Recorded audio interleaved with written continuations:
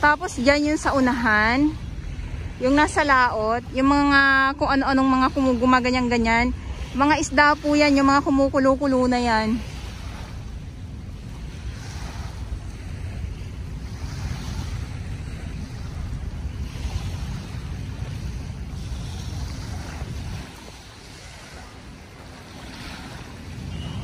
Okay, so tuloy ang ating paglalakad.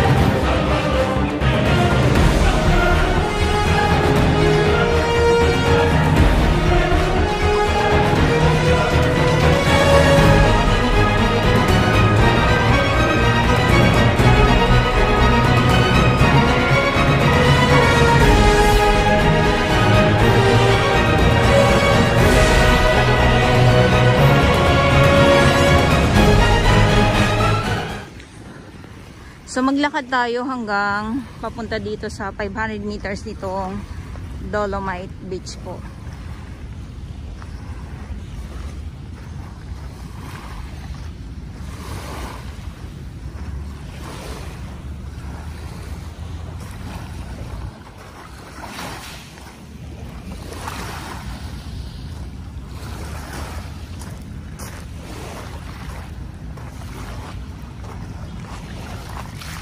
Yan ang mga isda-isda yan dyan. Yung mga kumukulo-kulo na yan. Mga isda-isda po yan.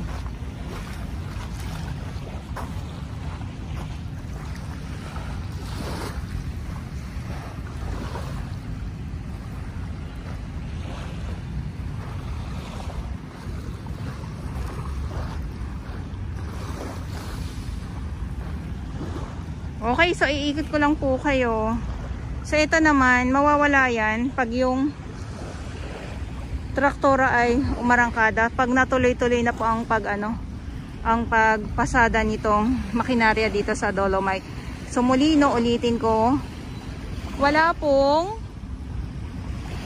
pong panibagong Dolomite sand na itinatambak dito.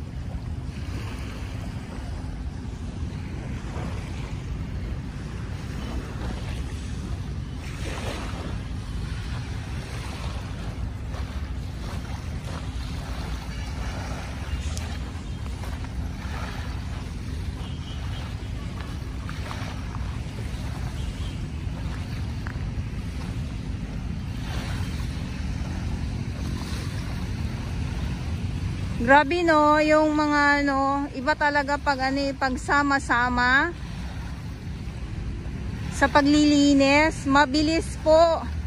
Mabilis lumiwanag, mabilis kuminang ang isang lugar pag tulong-tulong. Tulad nga ng nabanggit ko, pag isa lang po ang gagawa, walang mangyayari. O ang bilis.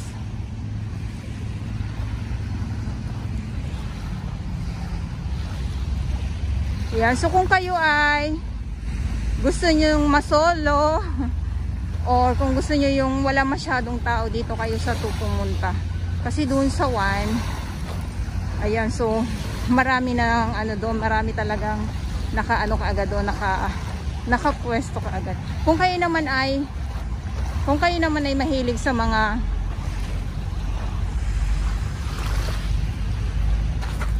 lakad-lakad talaga, i-ano lang natin kung ano.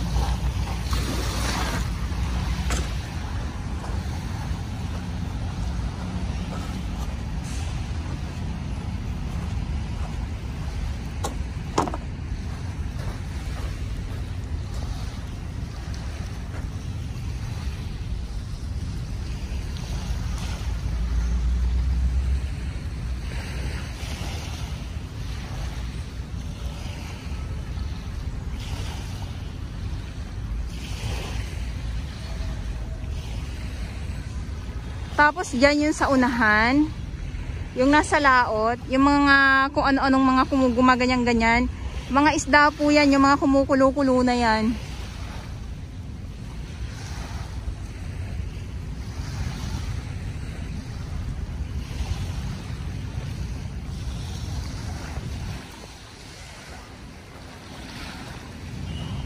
Okay, so tuloy ang ating paglalakad dito sa loob ng Dolomite Beach. Good afternoon.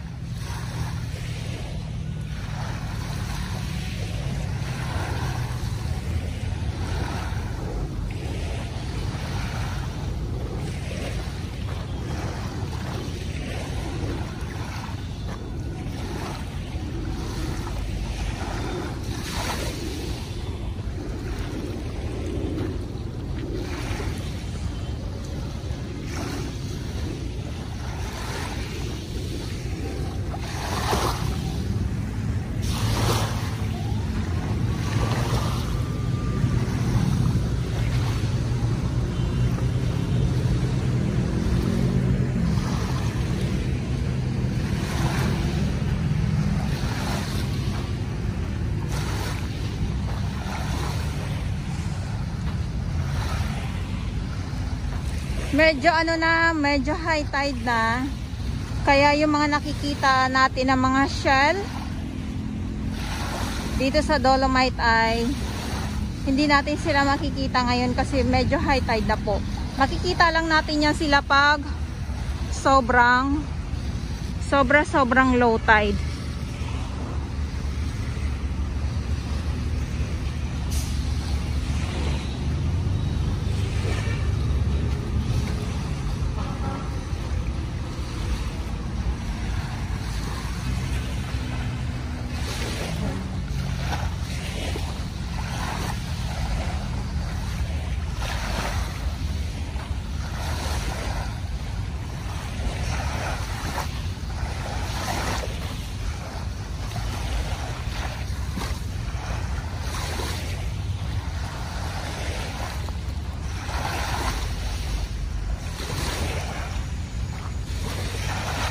So dito na tayo sa 2.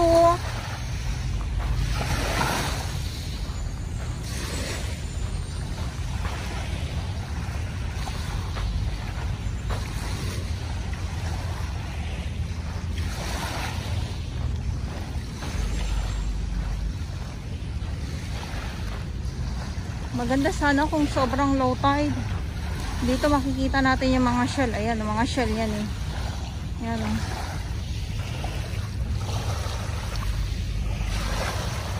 Marami pong mga shell dito.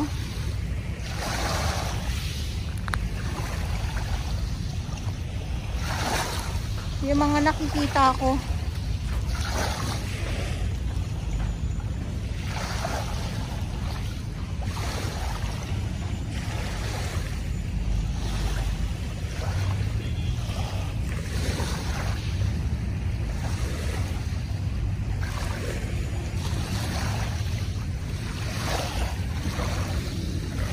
Kaya lang yung iba maliliit.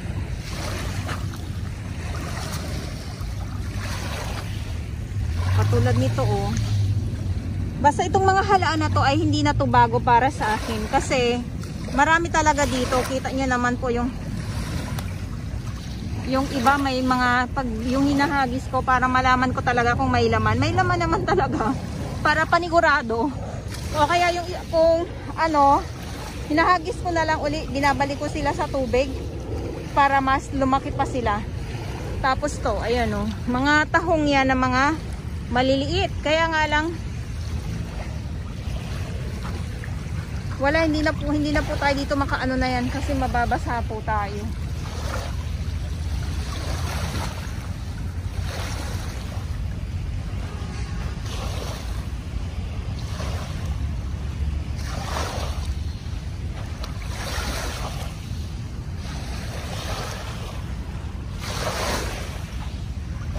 So nandito na tayo sa 500 meters nitong dolomite.